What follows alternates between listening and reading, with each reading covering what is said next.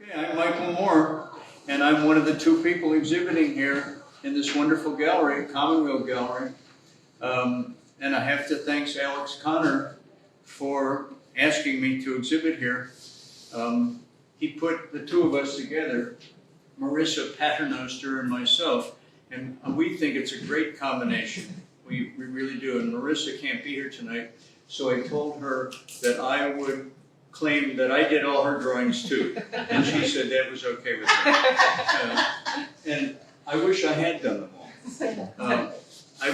I'll say Alex, he has a wonderful gallery, but he is a very idiosyncratic, odd person. And I can say that in public because he hands out these square pieces of paper with dots on them and asks the artist to please make a drawing on them, which then he sells very inexpensively as an edition, affordable edition, AD.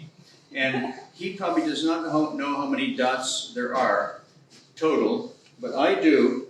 There are 576 dots on each one of these sheets, which just shows you like how odd he is. And I did a drawing.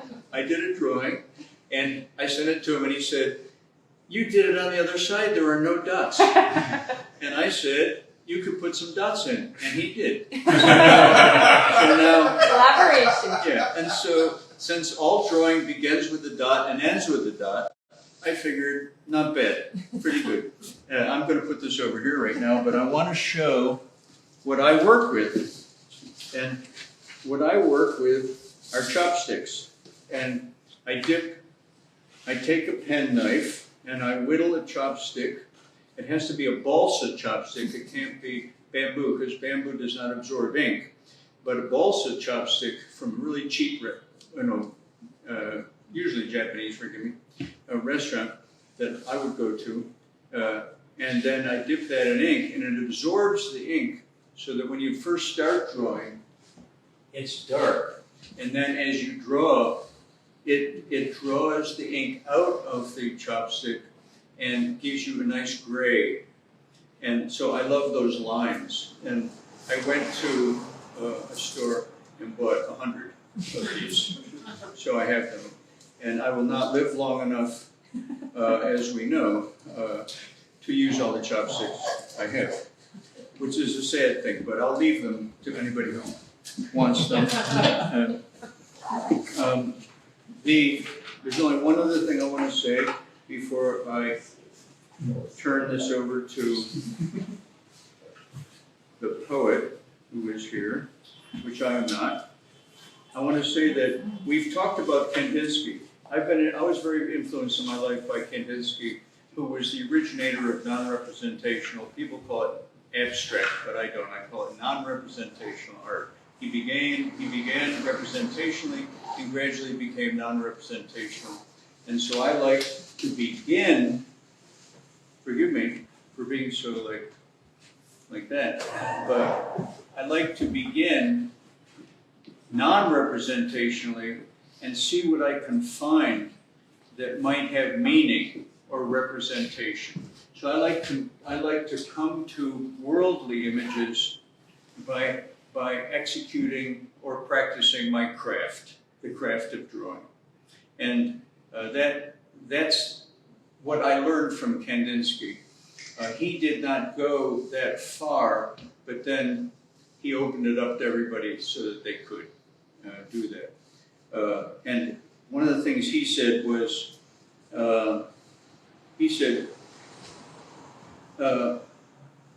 frequent repetition of a word, a game of children, which is forgotten after life, deprives the word of its original external meaning if you just repeat it, repeat it, and repeat it. However, the apt use of a word in its poetical meaning, repetition of this word twice, 3 times, or even more frequently, according to the need of the poem, will only tend to intensify the inner harmony, but also bring to light unsuspected spiritual properties of the word itself.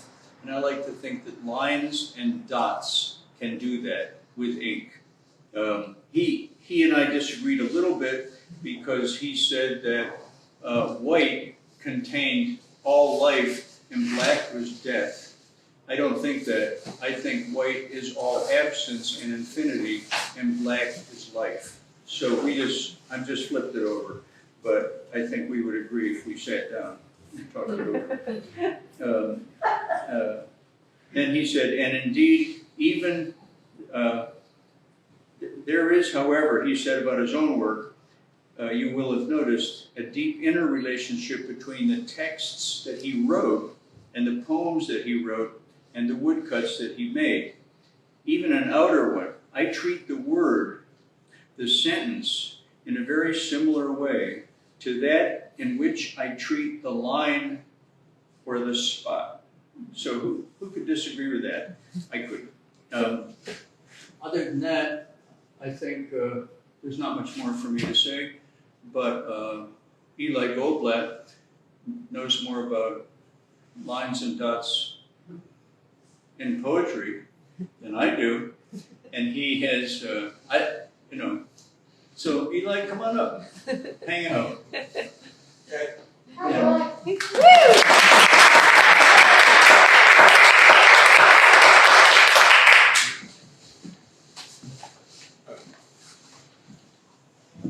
Thank you. You're welcome.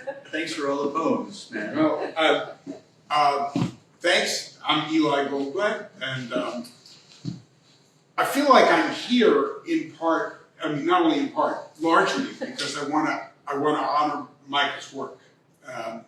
Michael, we've known Michael and Joanna for a very long time, and we love them both dearly. By we, I mean my wife Wendy Osterweil and I.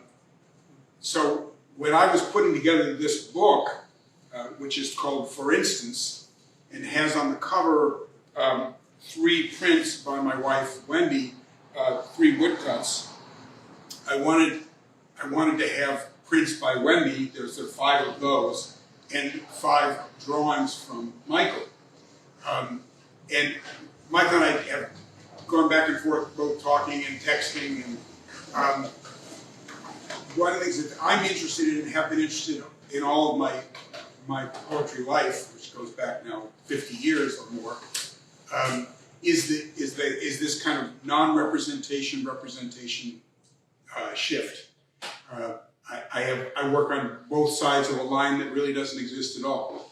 And so Wendy's prints are a little bit more representational, although you could see them as symbolic as well. And Michael's are non-representational. In fact, they really always resist you. You want to resolve them into a figure. They never resolve into a figure. But that's what gives them such resilience and strength. So I wanted to have both of those elements in this book.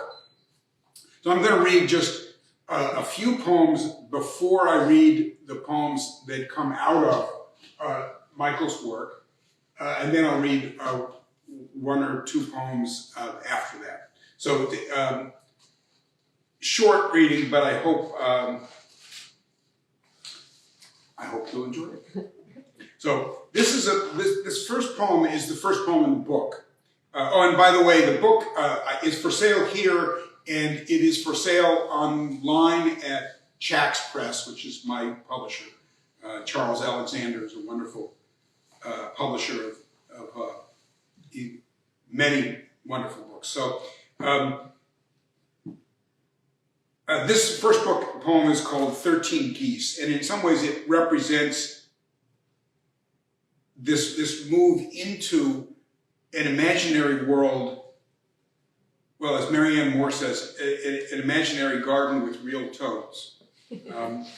So this is 13 Geese.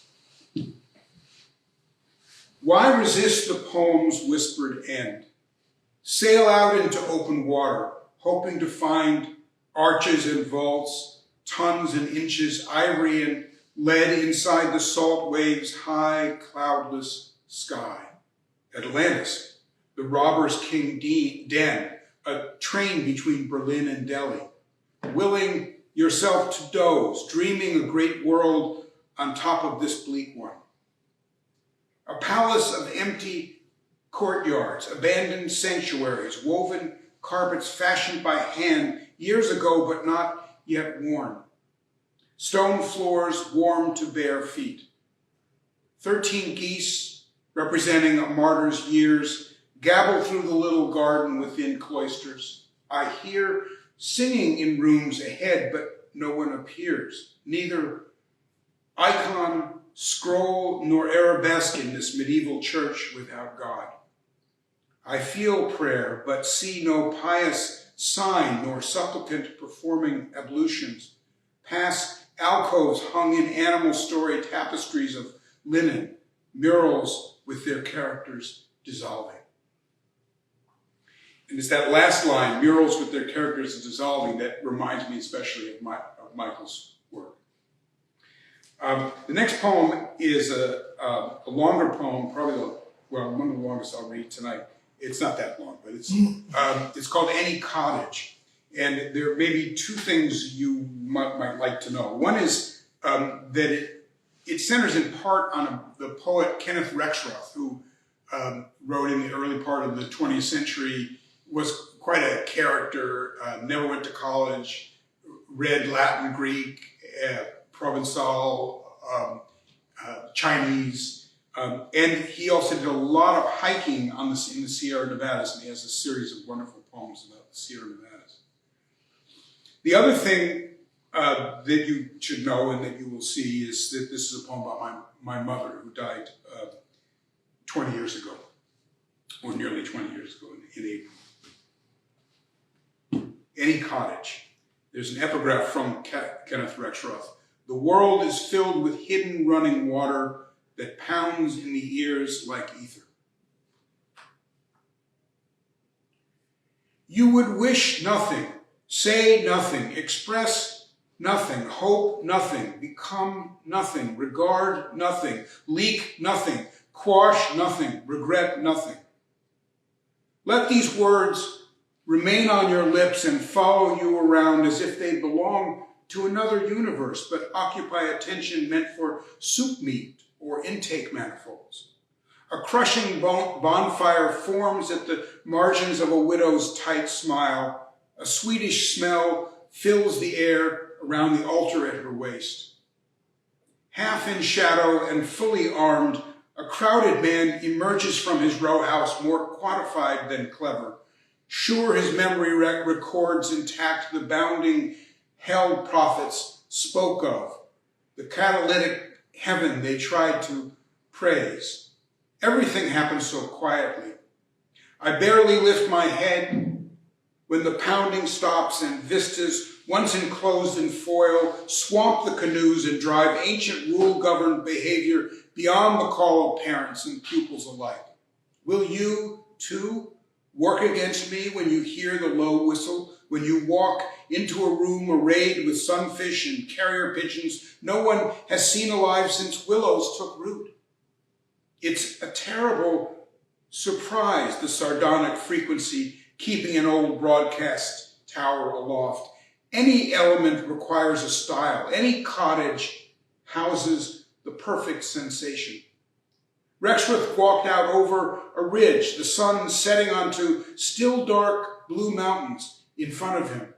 The next morning, his words slid down the paths or leaked away as dawn came on. The hermit thrush, absent at breakfast. Common city birds began to sing in a strange song compared to his Whitman-like rants in Latin and Chinese, Provençal and Greek. By what lights do we rejoice or mourn? When my mother began to lose an idiom for even the simplest emotion, fear, say, in the coffee house that afternoon when nothing more could be done, poetry would not parse that scattering remorse in a grammar of deciduous woods or pines above the tree line. Birds we couldn't count, name, or invent in the sudden afternoon warmth of Rittenhouse Square the April she died. Just a little word about your comments about black and white.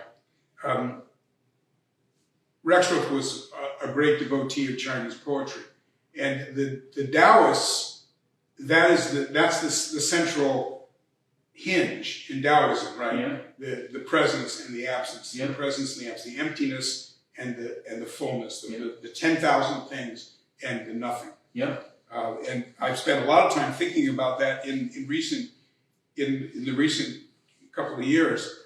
And again, I see that so much in your work, that kind of plenitude in the middle, out of emptiness. I'm going to comment on that. Well, come up here. Go ahead. That's me. I dropped something.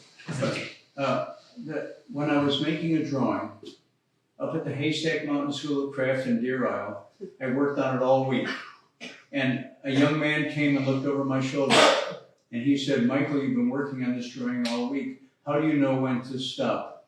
And I said, when the absence becomes presence. And he said, oh, I get that. Well, I get that too, Michael. Now, I'm going to switch gears a little bit here because I want to show, and I wish I could show more, but I want to show this one of Wendy's prints, which is woodcuts. She made a series of woodcuts about her garden, and every other month. And so this is a print for January. So I thought I would read January, but I think that I wanted to talk about Wendy's work because to me they go together and they move apart. They explore in different directions, but what they have in common is marks, and that marks are constantly shaping the world of the print or the drawing and the world around us as well. And I take that to heart. So this is just one short poem from a series of 5 poems for January. And as you can see, that much of the images have to do with pods and the dry detritus of January, which is so suggestive of so many things, like the chopsticks that Michael draws with. January. Those brow furrows, infant fingerprints in a catacomb mind, sticks and empty thistle barbed against an angry snow. Blessed curse to parallel cunning. Winter seeks to obliterate hooked pods, the only verdure left over. So now I want to move into the poems that are devoted to Michael's prints. And we can't move the camera around to show each one of the prints, but you can look in the website for, I'll tell you what each of the, which each poem refers to, each drawing pairs with these poems. And these poems are in some sense nothing like the drawings. That's the point, right? But here is the utterly weird thing. When I said, okay, Mike, I want to do these, give me some things to look at. And he sent me some images, and I spent a lot of time looking at them. And although none of these drawings has a representational intent, each one of these drawings evoked for me a specific place that Wendy and I had traveled to over the course of that year. So I'll read you 3 poems out of the 5.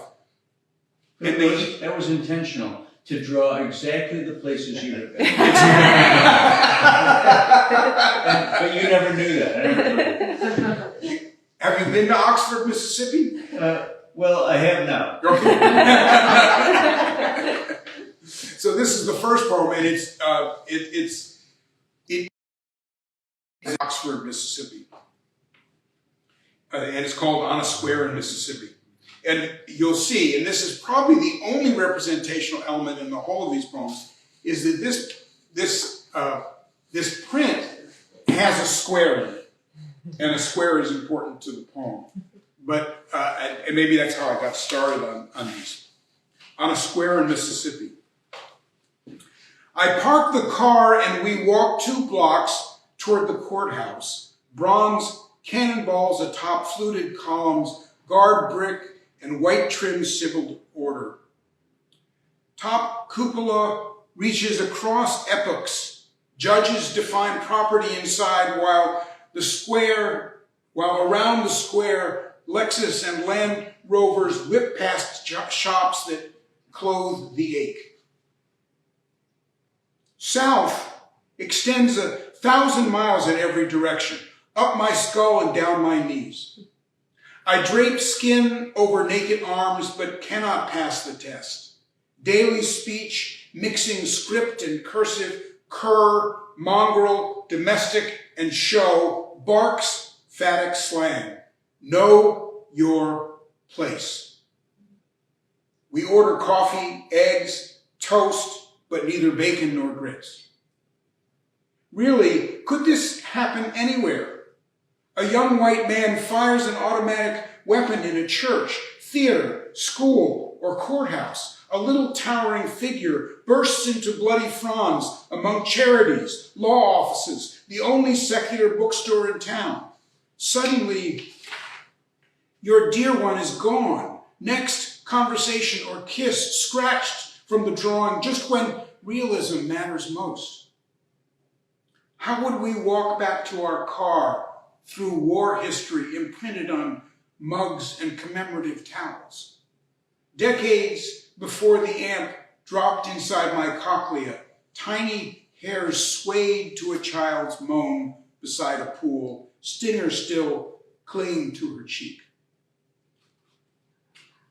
The next poem, and so that poem, it responds to the drawing called Merci Georges Bach, which is right over there.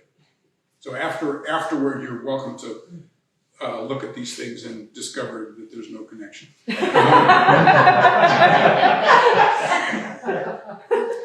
I do that right? Yeah. No, that's right. No, it's exactly. You should tell people the truth. You did the drawings. I wrote the book. I thought she did the drawings. This one is called Storm in Maize Landing. And if you know Maize Landing and you know South Jersey, you know that there has been tremendous economic disturbance to the point of destruction in that part of, like many places in the United States. The other thing is, there was a governor in New Jersey who was round and fat, and you will recognize him. Not a governor now, but a governor many years ago. Ribosome tails on the collective grid, nor'easter texts a billowing message no one reads amid chowder at the diner, fields turned to bog. Character flaws in the round governor bind him in meters of oily twine 2 hours south of New York City. Bomb the opposition, he declaims on breakfast news for ears tuned to Middle C. Stop teen fights at the mall. The slide holds cheek cells lit from below, skewered gene notes set upon a raft. Lab tech adjusting her eyepiece at the end of a shift laments her late luck. Outside, the vet, rare sedge wrens nest by a diminutive lake, and boats moored for the night rock sleepers who know peace barely 8 days a year. Mandolin and steel guitar from a dockside bar can't warm June rain. Traffic blurs and lights bleed off, overlooking cottages onto reunion celebrants toasting 35 gone years. Anybody's guess how fire started weeks before renovation began on Wheaton Plastics, long cement floors braced by iron columns, church face squared to the sun in 3 glass spans, shut down last century. Old forklift operators and product inspectors laid off without severance, but the young turned to sorting fruit or cleaning egg ramekins at casinos half hour east on the AC Expressway. Lace forms a migratory pattern. Swallows leaving nest boxes follow dotted lines to the next paradise. Cast your 10-pound test line into ripples beneath calm breeze, or probe a fingertip into bolt and screw drawers on fluorescent narrow aisles. Like dialysis, Brother Gill, jobless benefits flow along an ion gradient. The last two lines refer to a very dear friend of mine, Gilad, who died now 17 years ago, 15, 17 years ago, who was on dialysis for 10 years and lived through 7 kidney transplants. The last poem of this set I'm going to read is called Susquehanna Avenue. Oh, by the way, that last one poem refers to gathered, clustered, and conversational. Conversational is one of my favorite words, my favorite ideas. My last literacy book is about conversation. So this one, this poem is connected to the drawing called Patterns of Concern and Support, which I think is that. Yes, I think that's true. Right? Okay. Susquehanna Avenue, North Philadelphia. Home in this storm, this repose, 4 near teens fall out, telling tales on their own 3 p.m. soda and tasty cake corner. Uneven lungs draw air hard behind barred doors. Jag radio riff rides by on rims. The bike cop eyes for sin. Summer lights, a FIFA fashion and variety commodity cave. Baby carriages and 2-wheel carts. Fans, pots, and grilled briquettes. Don's do shop gazing across 15th at bent hoops, once for side royalty banging the backboards, kids still running up and away behind Duckery School, brick ship rising from hot pavement sea. Underneath sweet sun on red velvet hat, chainmail armor any body round here must don. Finance ministers in the distance, stolen Sig Sauer tucked in waistband or police-issued Glock holstered or drawn, hunting. What are we hunting down, seeping capillary miles? And yonder on campus, they serve their coffee hot, sell tickets to the Fate Show, steal in plastic surgery for other people's children to wade free into twilight hologram surf.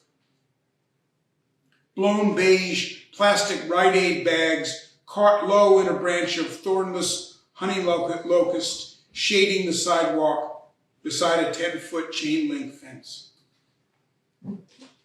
That's a dubious ode to the university that many of us in this crowd worked in way too long. Temple University. And continue. Okay, I'm going to read just one more poem.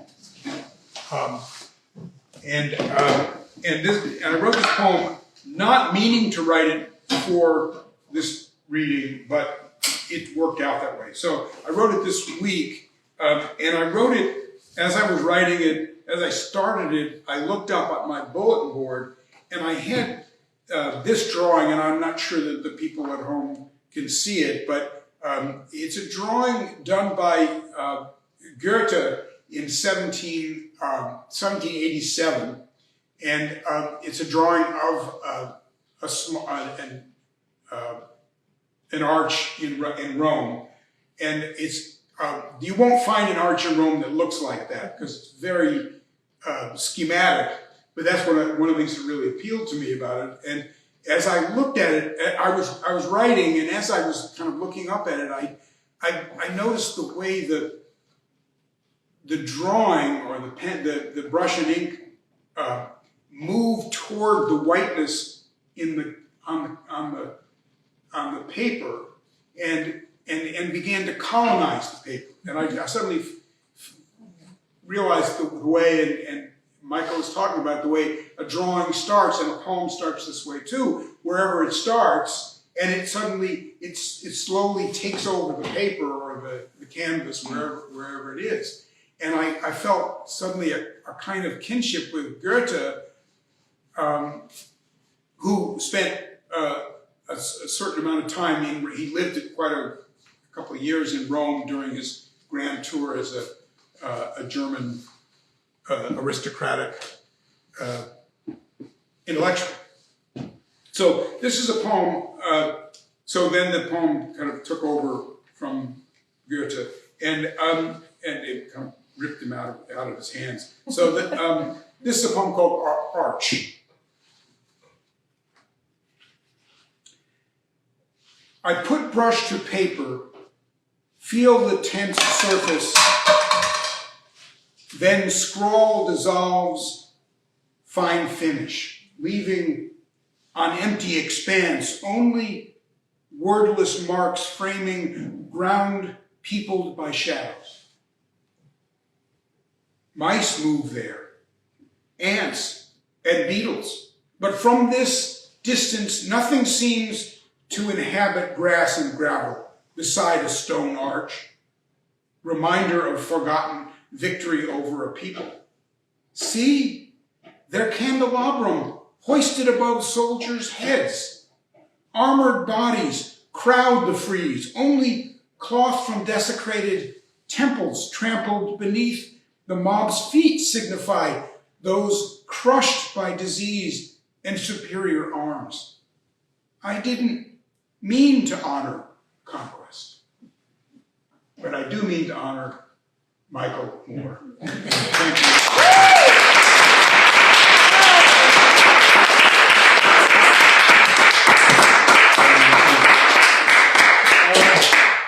Bravo, bravo. I'm gonna come up with it. Okay. I have to, let's see, one of the things that Alex said, he said, the woman who did this, she's part of the Screaming, well, she is the Screaming Females. And, Part what? of it. Part of it. It's a three-piece. It's a three people. Oh, yes, no, I know. Oh, No, I know. Two tall guys and her. Yeah, the Screaming Females. And so I said, shouldn't we just call this the Whispering Whiskers? And he said no. He was not going to do that. But that seemed like a good idea. The things that you talked about. See, I like that. I don't know if I like, but the fact is, poetry is not literal. It doesn't just say, "Oh, here, look, this is it. These are my pants and my shirt and my shoes." Aren't you happy with that? Well, yeah, that's a nice poem. See, I knew I couldn't deal with him. But the fact is, that's sort of how this is. I mean, that's what you go at it until you think you're close enough that the absence and the presence, the life and the thing that wasn't, the life and death, are equal partners. Right. And then you try to read in, you try to see what's there, and that's what I do. And Bob Cosolino, who was the curator at the Pennsylvania Academy of Fine Arts where I worked, he came to my studio one time and he sat with me and he said, "Michael, do you mind if I see something in your work?" And I said, "No, Bob, what?" He said, "The Horsemen of the Apocalypse, right up there." And I got up and I said, "Oh, you mean right here?" He said, "You knew." And I said, "Not until you said it." And once you said it, I saw it. Yeah. And that's the way it works for me. And the thing is that I think poets, they're at a disadvantage unless you hear the poem over and over again or read it over and over again, because I need to look at works over and over again. And it's not until I've seen a work 4 or 5, 6, a dozen times that I begin to see what's there. And poets don't have, you don't say, "I'm going to read this poem 10 times, but in some ways it would be helpful, because then we would begin to hear it. And you can read a poem over and over, which Joanna knows I love doing, just reading them over and over, until she'll say, haven't you finished that book yet? And she never says that, actually. She just looks over at me like, you know, it's the same book over and over again. It takes a long time. But anyway, there's just, see, that's why I feel the kinship with you, because that's how I see, I was going to say, your drawings. Right? No. But if I want to ask a lot of questions of you, it would be, as a poet, where are the dots and where are the lines? Where's the black and where's the white? Stuff like that. When you and I actually never got that literal in our discussion, we sort of had a mutual respect for one another's work and interest more than anything. But it would be fun to say, like, well, where are the dots? Right, You know? right. Exactly. But I think of poetry that way a lot. I think like, oh, that word, because there's words. I think, oh, that word, it's a little blob of ink. Right. But not ink like on the page, but ink out of the mouth.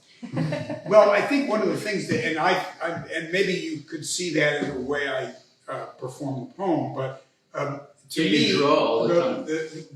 when I'm drawing, but I'm thinking always about rhythm.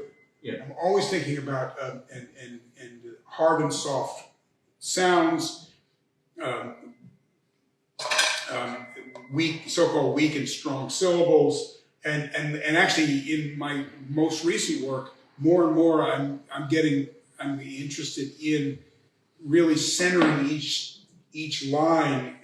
The last poem I read, it has 3 beats to a line, and but you change where there are rhymes, but the rhymes are never at the end. Yeah. And so that's to me one place where I would respond to the dots and the black and white. Right. Is places, you know, there's a, and I've forgotten what movie this is, but there's a movie where Jimi Hendrix it's a documentary where Jimi Hendrix is on, I think with Peter Townsend or something, and in Jimi Hendrix's early days, he always opened for other people because he wasn't the famous one, right? But everybody who played with him knew that he was the master, right? So one of the things, and I often talk to my students about this, the writing students, is that when you listen to Jimi Hendrix play, the beauty is that he lets you know he could hit any note he wants, but he only hits the notes that are right for that moment. So you've got all the other notes, and they're all there. He just doesn't need to hit them all. That's the black and white.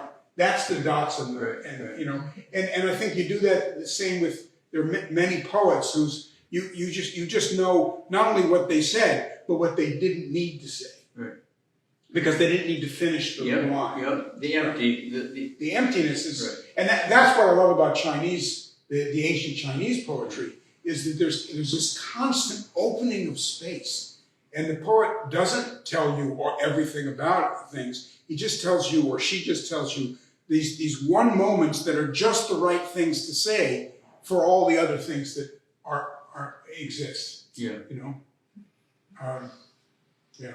Even, I know, that's not a, I mean, you have to work at that. You do? Yeah. Oh, maybe you work at it. I don't have to work at it. I mean, no, I know every time, like I'm in here in this exhibition right now, I'm going like, oh, really? I did that. What do I know? It's just great. Well, what do you think? Was it Should we good? talk?